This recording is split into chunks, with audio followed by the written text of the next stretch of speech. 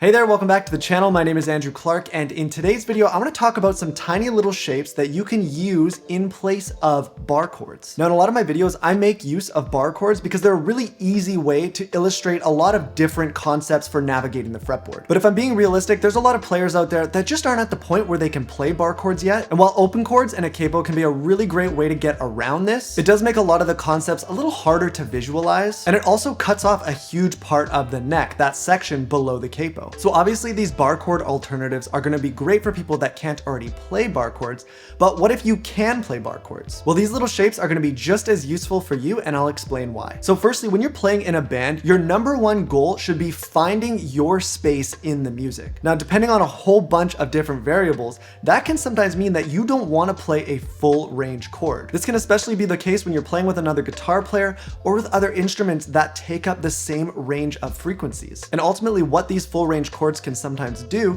is they can just get in the way and make things muddy. So what a lot of more experienced guitar players will do is, where appropriate, they will play a much smaller shape that better serves the music. And in their most basic form, these smaller shapes are triads. Now, triads are something I've talked about in depth in other videos of mine, but more so the theory behind these triads, not so much these shapes put into practice. And what I see a lot of guitar teachers do is throw a whole bunch of triad shapes at you and then leave you alone to figure out how to use them yourself. So what I'm going to do here is I'm going to show you some very basic major and minor triad shapes that actually come from within our bar chords. And what that means is that they tie in perfectly with the chord roadmaps that I've talked about, and also with my methods for playing in between chord changes as well. But before we get into it, if you're enjoying these videos on my channel, please consider hitting that subscribe button. It really helps me out, and I also release a new guitar lesson just like this one every single week. With that out of the way, let's get into it. Okay, so the theory behind triads is very simple, and I actually cover it in depth in another video on my channel. So if you want to learn a little bit more about them, make sure you go and check that out. But basically what it comes down to is that every single major or minor chord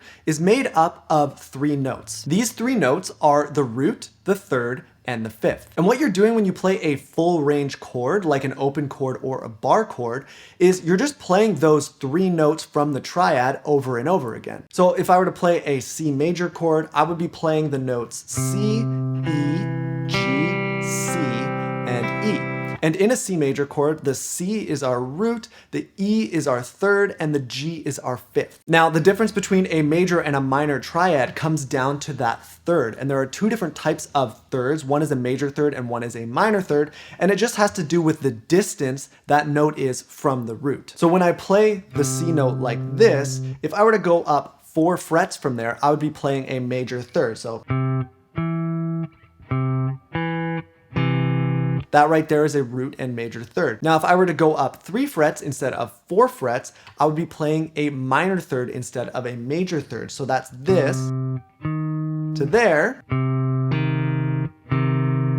That right there is a root and a minor third. And then the fifth is going to be the same whether that triad is a major triad or a minor triad. So what that means is whenever we put these little shapes into practice, all we're going to adjust to go from a major to a minor triad is that one note. So that major third or that minor third. Now you might be wondering how this applies to our standard bar chord shapes, and I'm going to show you. We'll start off with a basic G major bar chord. So this bar chord shape right here is a pretty standard bar chord shape, and alternatively the minor bar chord shape, a G minor, would look like that. So the notes here in this shape are G, D, another G, then we've got a B, and then we've got another D, and then we've got a G on the top. So what we do is we remove all the low strings and the high strings, and we end up with this shape right here. And that gives us our G, our B, and our D, or our root, our major third, and our fifth.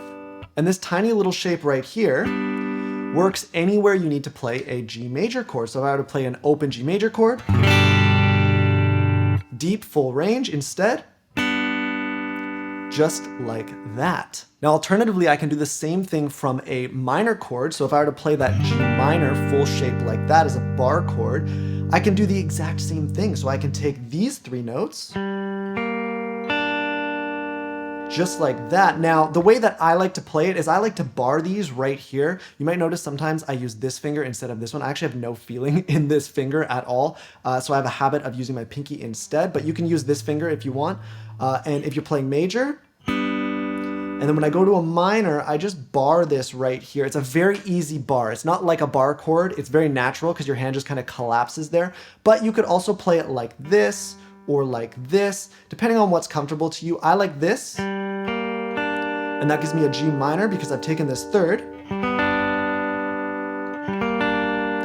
and made it a minor triad. Now there are two super important things about using triads that I want to talk about here. The first one has to do with navigation, and what I recommend is that you actually look at these triad shapes as full bar chord shapes when it comes to knowing what chord you're playing. And what I mean by that is when I place this major triad right here on the fretboard, I'm not looking at this note right here to know what chord I'm playing. I'm looking still back at this because I'm just seeing this as the core of my bar chord.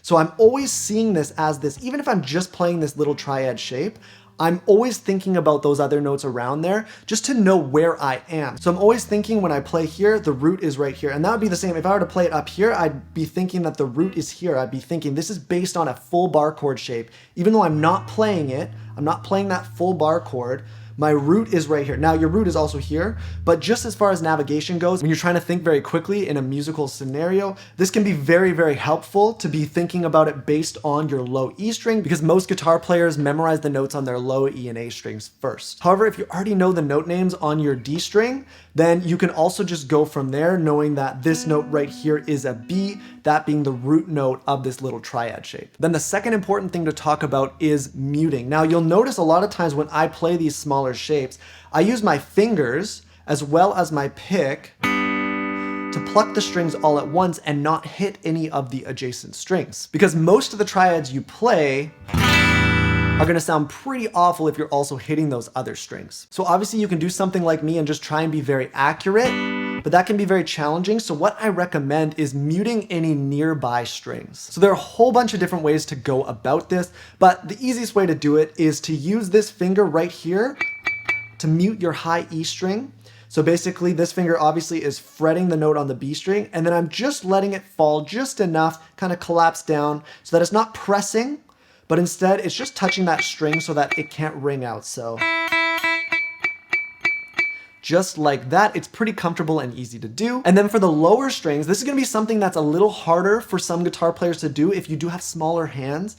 But what you wanna get in the habit of is creeping this thumb around. So instead of it being on the back of the fretboard like this, you let your thumb kind of come around and you grab the guitar neck, kind of like a baseball bat almost, and you use that thumb to mute those lower strings. Like I said, it's a little bit tough if you've got smaller fingers, but it is possible for most guitar players to do, and just get used to putting that up there. It's more about building the habit and building a little bit of flexibility and strength more than anything, but you're just gonna creep that around. So we're muted here on the high E, and then for the E and A strings here, we're also muting there as well. So even if I were to strum through all of my strings,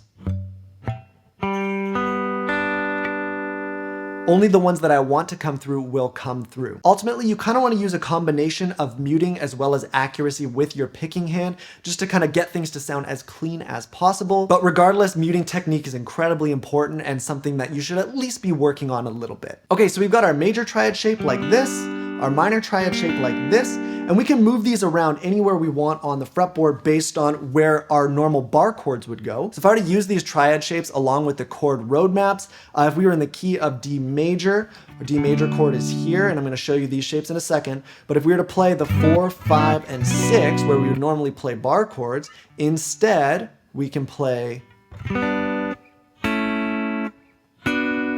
like that, right? So major, major, minor, instead of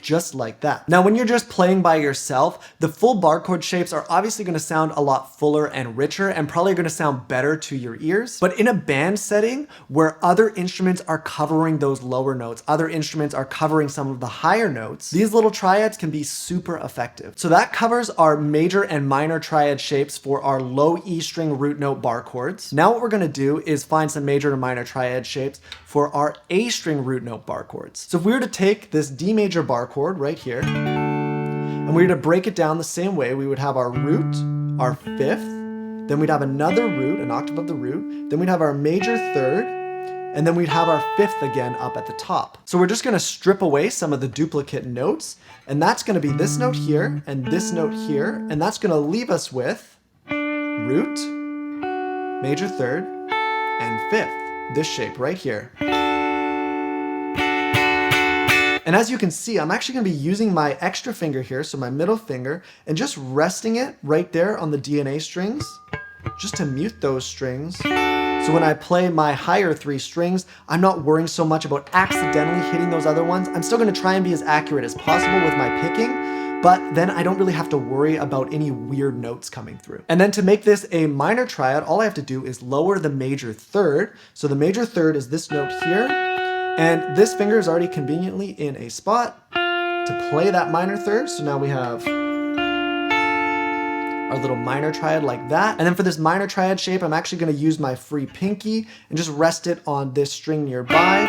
Still focusing on accuracy, but just as a kind of safety measure in case I hit that D string. Alternatively, if it's easier for you, you can do what I do and actually replace this finger here with your pinky. Again, I don't have feeling here, so it's kind of a habit to use my pinky instead, but it's a little easier to kind of creep this one up and mute there. So if you want, you can play it like this. That's usually how I play it, but this here is perfectly fine. I'm using the pinky to mute. And then again, for both of these shapes, because maybe you don't know the notes on your G string yet, I'd recommend you relating it back to the full bar chord shape. So when I look at this, I'm not seeing just these 3 notes. I'm also seeing this full shape right here. So when I see this, I'm really seeing this root note right down here. So playing this, I'm seeing that root note. If I were to move this up and play it there, I'm still seeing this root note right there. And that's how I know this is an E minor triad. And again, these shapes work perfectly with our roadmap. So again, let's do the key of D major.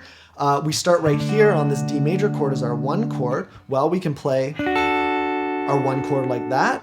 We can slide up to play our 2 chord, which we know is minor, then our 3 chord, which is also minor. And then when we go down to our 4 chord down here, instead of playing that full bar chord, we can play that triad shape again and keep going and keep going. And now we've got our entire roadmap covered using these little triad shapes. So the logical next step from here is to pull other triad shapes from chord shapes we know. But just as kind of an easy first step into that whole concept, what we're gonna do is we're gonna look at something called an inversion. And all an inversion is instead of the lowest note of our triad being the root note, it's instead going to be our 3rd or our 5th. And an easy way to visualize this is, again, going back to our bar chord shapes. If I were to play a G major bar chord like this, so we know that we can play a root, a major third, and a 5th like that, but we can also play a 5th, a root, and a major third there. And that would be one type of inversion. Alternatively, we can start on our 3rd, so we can go 3rd, 5th, and root. And if you listen closely, you can hear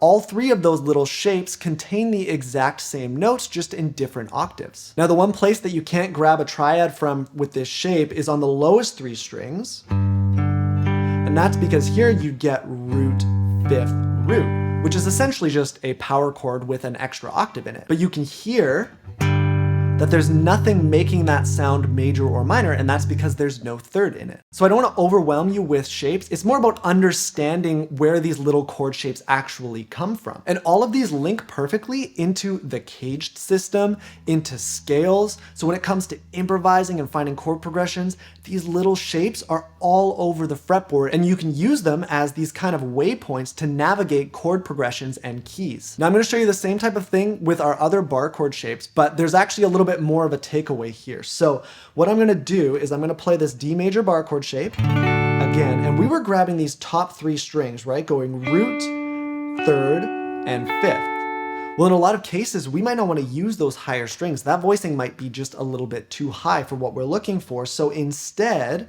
we're going to remove our bar, and that shape that's left over is going to be our triad. And it is an inversion because if you were to look at the full shape, we'd have root, 5th, root, major 3rd, and then 5th again at the top. So if we get rid of these notes here, when we remove this finger, we're just left with 5th, root, and major 3rd. Alternatively, we can lower that major third,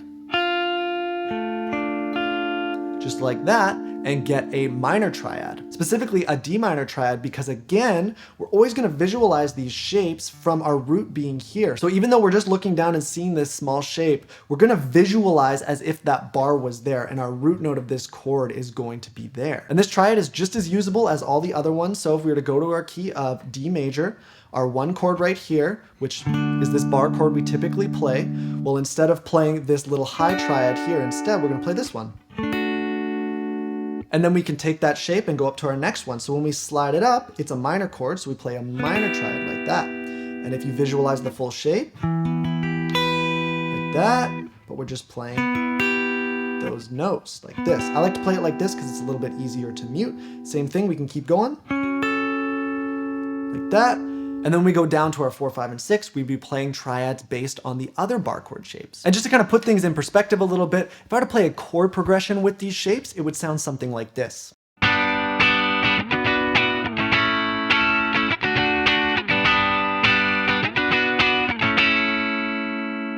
So that's all I wanted to cover in this video. I know it might have seemed just a little bit basic, especially for those of you that actually already know how to play bar chords, but this concept is incredibly important for future things I want to talk about, like the cage system, more about playing in between chords, songwriting, improvising, and even just connecting your brain to the fretboard and just getting a better understanding of what's going on. I'm planning on making a follow-up video that extends into other triad shapes and also talks about how this all ties into the cage system. So if that's something you want to see, please leave a comment below and let me know. Quick heads up, since a lot of you guys have been asking for it, I'm actually planning on launching a Patreon very, very soon. And that won't be taking away from any of my weekly videos that I put out here for free on YouTube, but it'll just be a way to keep this channel going and also give you guys some extra content and connection along the way. With all that said, thank you so much for watching, and I will see you guys in the next one.